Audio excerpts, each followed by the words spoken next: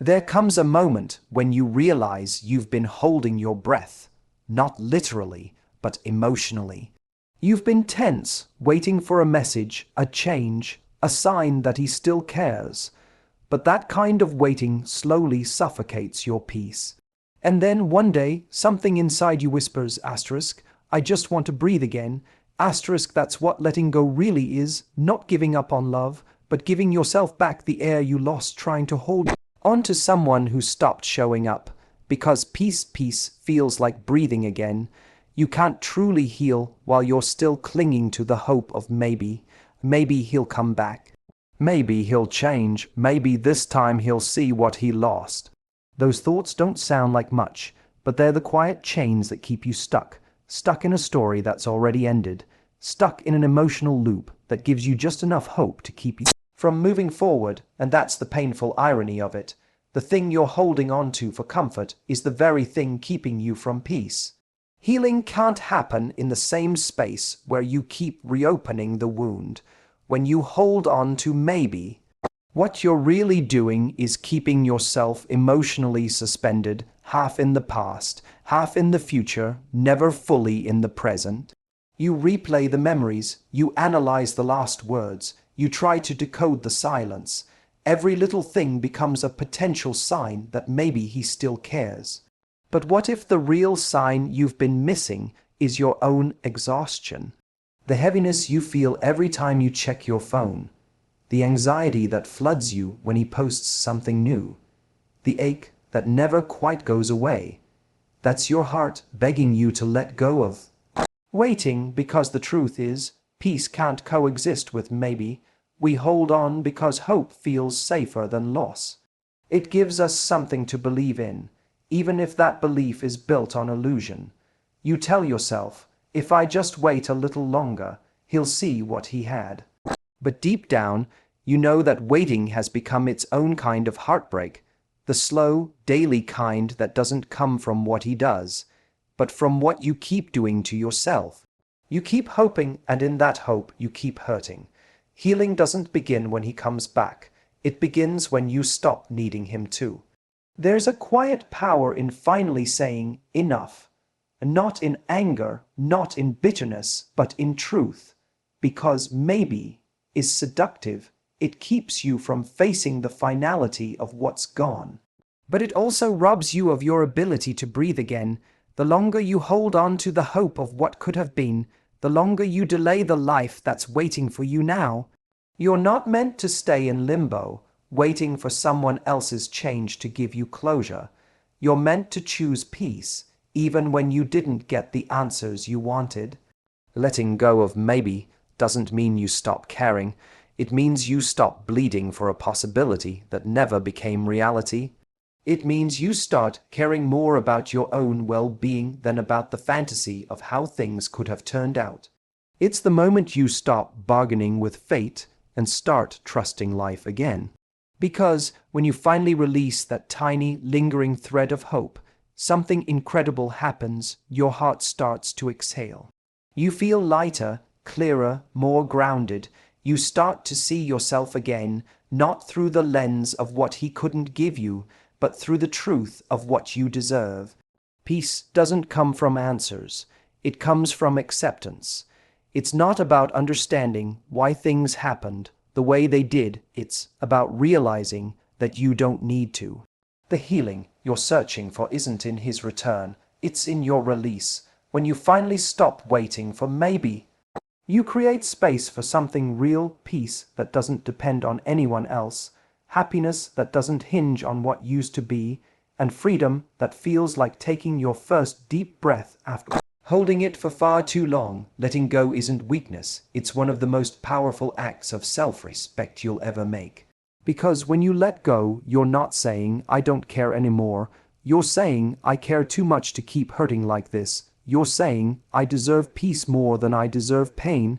For so long, you may have thought that holding on showed strength, that endurance was proof of love. But love isn't measured by how long you can suffer for it. Real strength is in recognizing when something no longer serves your growth. and having the courage to walk away even when your heart still remembers the good moments.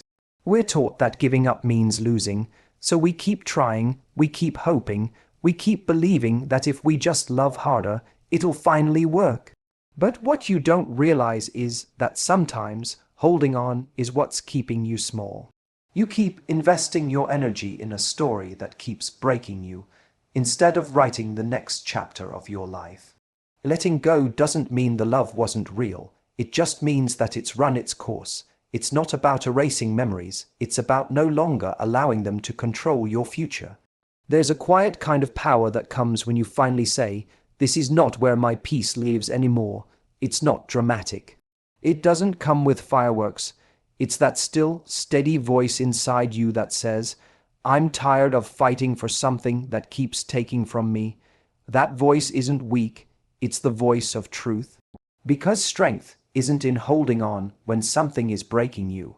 It's in realizing that your heart is worth protecting. It's the moment you decide that your peace matters more than your pride. Sometimes you'll miss him. Sometimes you'll wonder if you made the right choice, but those moments of missing him aren't proof that you should go back. They're proof that you loved deeply. Missing someone doesn't mean you made a mistake. It just means you're human. The mistake is thinking that love requires you to keep losing yourself to keep someone else. Letting go isn't about denying love. It's about refusing to make pain your home. The hardest part is when your mind starts whispering, "What if he changes?" Or "What if he realizes my worth when I'm gone?" But here's the truth: your healing cannot depend on someone else's growth. You can't live your life on pause, waiting for them to catch up to the version of you that already deserves peace now. Real empowerment begins when you stop waiting for closure from others and start creating it for yourself. When you let go, you reclaim the energy you've been giving away to someone who didn't know what to do with it. There's nothing weak about choosing yourself. It's brave to walk away from what you wanted most because it stopped giving you what you needed most: peace, respect, consistency, love that feels safe. It's brave to let go when every part of you wants to stay, because letting go isn't giving up on love. It's giving up on the version of love that keeps you in pain. And that choice, that moment of truth, is where your strength begins to show. So no, letting go isn't weakness. It's the moment your soul stands tall and says, "I am done breaking for someone who couldn't meet me where I am." It's when you finally remember that love should feel like freedom, not suffocation. And in that release, you start to feel something you haven't felt in a long time: peace. The kind that comes from knowing you did your part, you gave your best, and now it's time to give that same devotion to yourself. Because that's not losing, that's healing, that's power. Your heart can't breathe when it's still holding its breath for him. You might not realize it at first, but that's what happens when you're waiting for the message, the apology, the change, the version of him you believed he could become. Every moment of waiting feels like you're surviving on half a breath. You can't fully exhale because part of you is afraid that if you stop holding on, you'll lose him completely. But what you're really losing is yourself, piece by piece, heartbeat by heartbeat, every time you put your peace on pause for the hope of his return. You tell yourself it's just temporary, that maybe he needs time, space, or clarity. You replay the memories that made you feel alive, thinking if you could just go back, everything would make sense again.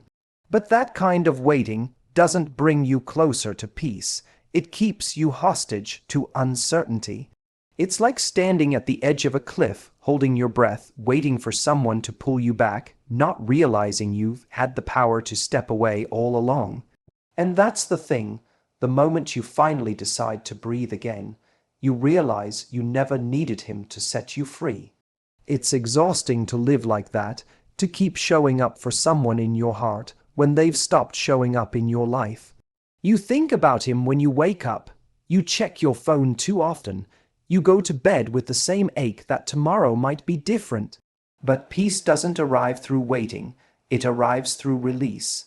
It arrives the moment you decide that your emotional well-being is not up for negotiation. The truth is, you can't find air in a place that keeps suffocating you. You can't heal in the same space that's still starving your soul for attention, validation, or love. The body always knows before the mind accepts it.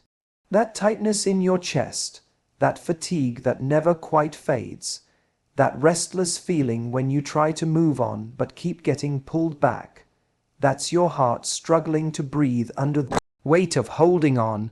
But once you stop, once you surrender, you'll notice something almost miraculous. The air feels different. Lighter, softer. You start to realize that peace isn't something you have to earn. It's what naturally fills the space once you stop clinging to what drains you. Letting go of the breath you've been holding for him is terrifying at first, because for so long, that tension felt like love. The waiting, the hoping, the uncertainty, it gave you something to hold on to, even if it hurt. But love that requires you to suffocate your peace isn't love at all. It's fear disguised as devotion, the kind of love that's meant for you will never make you feel like you can't breathe. It will expand you, calm you, and allow you to exhale without fear of losing yourself in the process. When you finally take that first deep breath, the one that says, "I'm done waiting," something shifts inside you. The silence that once scared you becomes comforting. The emptiness you used to dread becomes space for something new. You start to fill that space with your own energy, your own peace, your own presence, and suddenly you're no longer suffocating in the absence of him. You're breathing in the presence of you. Because that's what healing really is. It's learning to breathe again after holding your breath for far too long. It's giving yourself permission to live fully, even without the person you thought you needed. And when you do, you realize that peace was never gone. It was just waiting for you to stop holding your breath. Peace feels strange at first because you've spent so long living in chaos that calm doesn't feel natural anymore. When you've been used to emotional highs and lows, constant tension and uncertainty, your body begins to mistake that instability for passion. The adrenaline, the overthinking, the anxious waiting, all of it becomes your version of normal. So when the noise finally stops, when there's no drama, no arguments, no constant wondering, it can almost feel wrong. You start to think, why does this quiet feel so uncomfortable? But that's not emptiness. That's your nervous system learning what peace feels like again.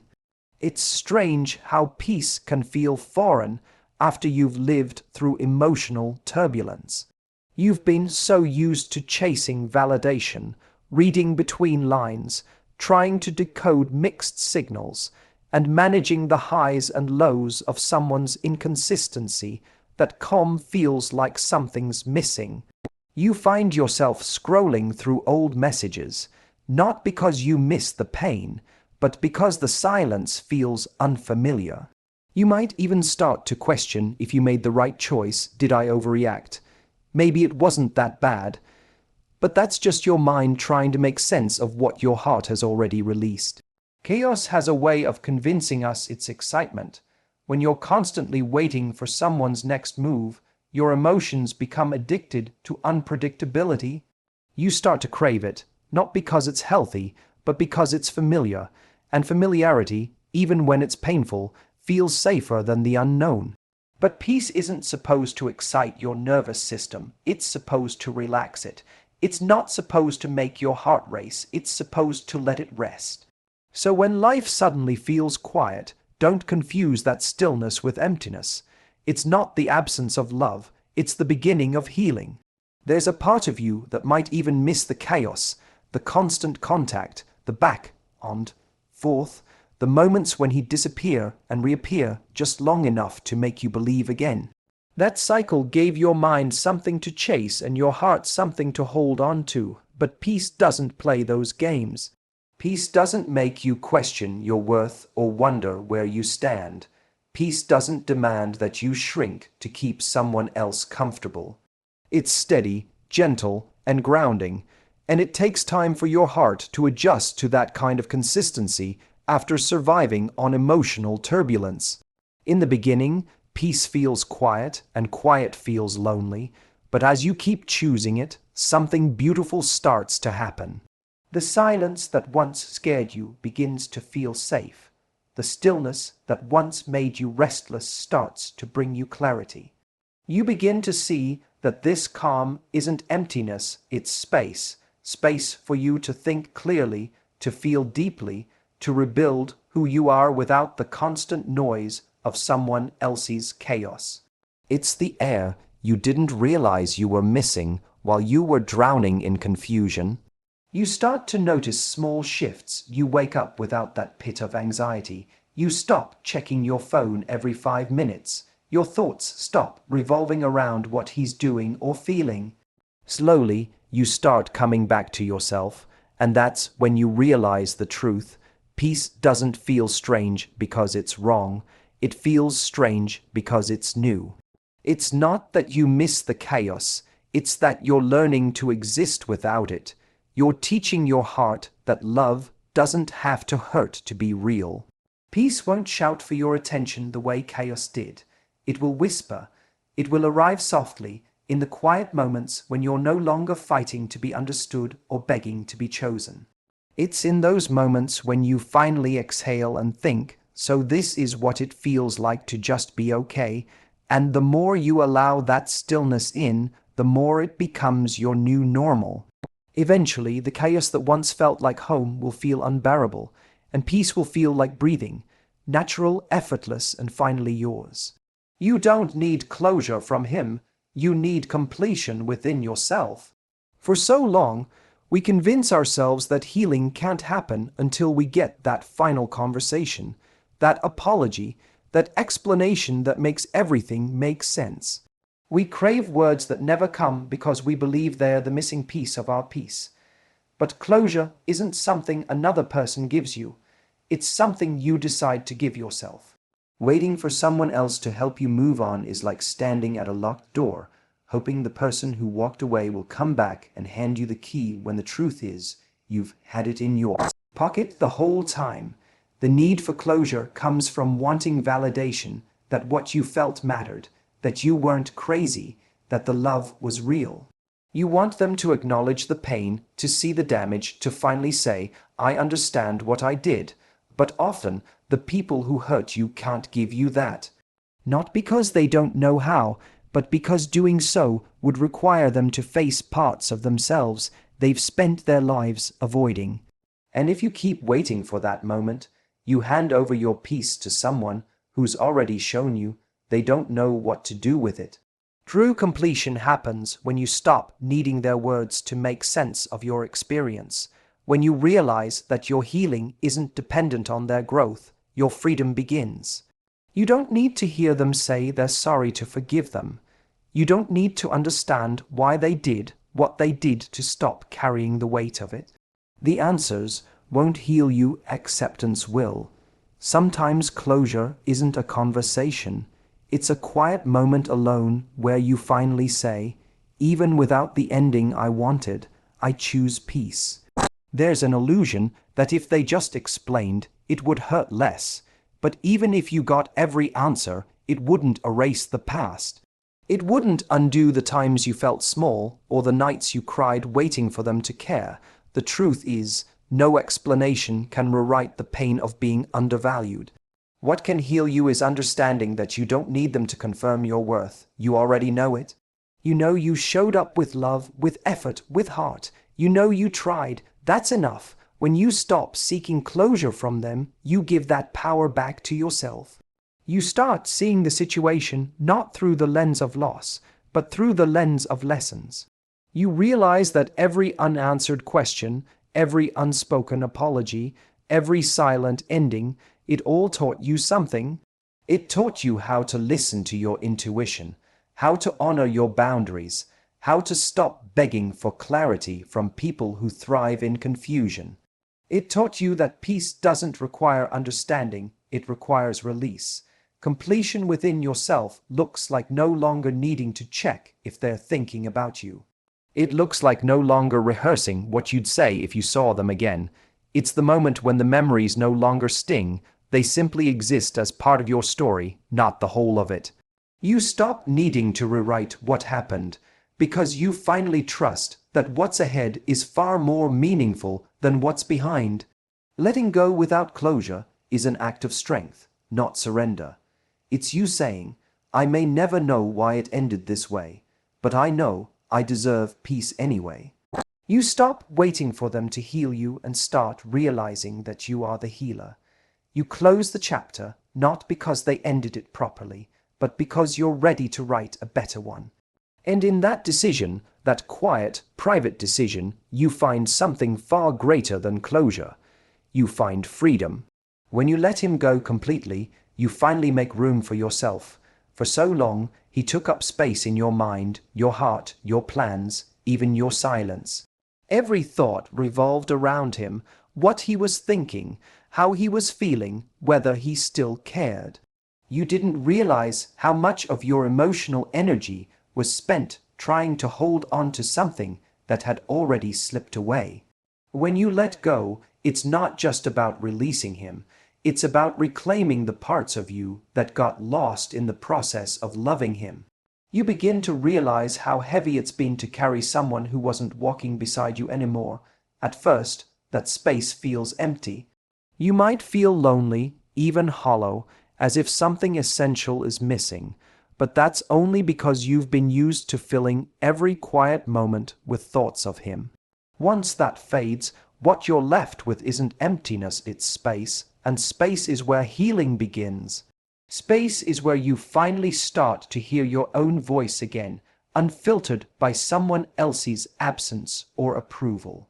It's where you start noticing what brings you peace, what excites you, what you've been neglecting in yourself while trying to make something else work.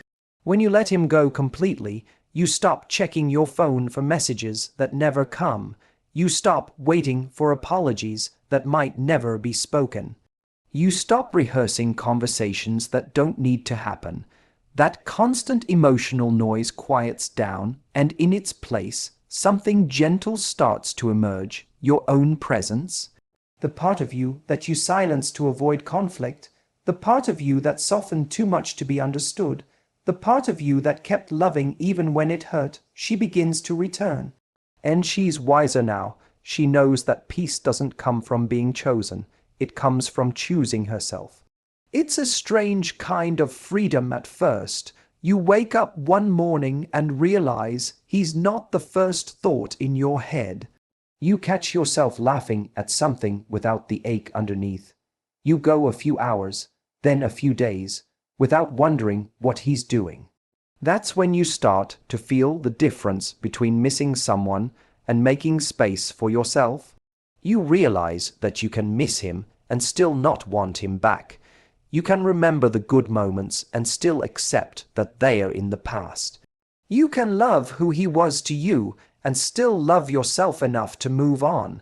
Letting go completely means you stop negotiating with your pain. You stop trying to find ways to hold on to pieces of him, the friendship, the memories, the what-ifs, and instead, you allow yourself to let it all dissolve. Because peace requires space, and you can't create space for healing while you're still gripping the past. Once you loosen your hold, you'll feel a lightness that's almost unfamiliar, a quiet inside your chest that doesn't ache anymore. It's not that you stopped caring, it's that you stopped carrying. And in that space, you'll find yourself again, the you that laughs without checking if someone's watching, the you that dreams without doubting her worth, the you that feels whole on her own. You begin to fill your life with things that bring you joy, people who uplift you, moments that calm you, choices that align with who you're becoming. That's the beauty of letting go completely. It's not about loss, it's about rediscovery. You're not losing him, you're gaining you. When you finally let him go, you'll realize that what you thought was the end was actually an opening. The space that once held pain becomes the space that holds peace. The breath you used to waste on why becomes the breath that fuels your healing. And one day, without even realizing it, you'll exhale deeply, freely, and think, this is what peace feels like. And in that moment, you'll know you've come home to yourself. Letting him go completely isn't the end of love, it's the beginning of freedom. It's the moment you stop fighting for someone to see your worth and start remembering it for yourself. Peace doesn't always arrive with a loud celebration. Sometimes it comes quietly, in the calm of your own heart, in the deep breath you take when you finally stop waiting. And when that peace settles in, you'll realize letting go wasn't losing him, it was finding you again.